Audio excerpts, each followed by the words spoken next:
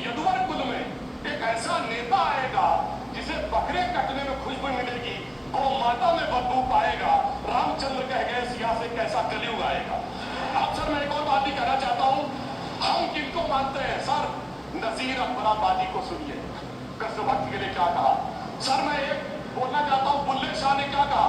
बुल्ले शाह ने कहा, अभी होली गुजरी है, उसने कहा था आज होली खेलूंगी मैं, कर बिस्मिल्लाह। उन्होंने आगे कहा, अलस्तु बिरबिकुम, प्रीतम बोले, सब सखियों ने घूंघट खोले, नाम नबी की रतन चढ़ी, सुनिएगा, नाम नबी की रतन चढ़ी और कूद पड़ी अल्लाह अल्लाह, आज होली खेलूंगी मैं, कर बिस्मिल्लाह। तो मैं भी कहता हूं, अब बिस्मिल्लाह करिए और उसके बाद हमारे इस सहयोग करिए, इस सकारात्मक उसका, वरना अल्हम्दुलिल्लाह जो हम मुसलमानों के लिए और देश के लिए करना चाहते हैं उसमें हमें सफलता जरूर मिलेगी।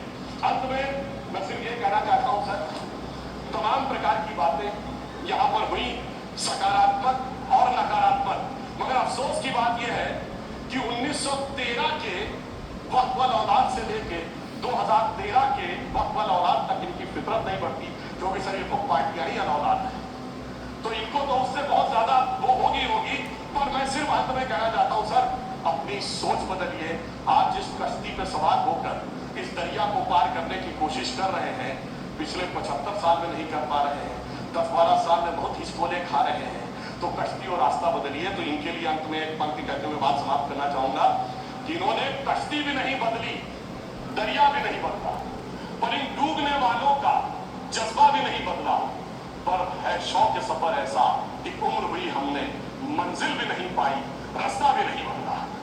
अब अगर नई मंजिल पानी है, नई मंजिल की नई सुबह देखनी है, तो मैं कहना चाहता हूं आइए सबको साथ लेकर चलिए।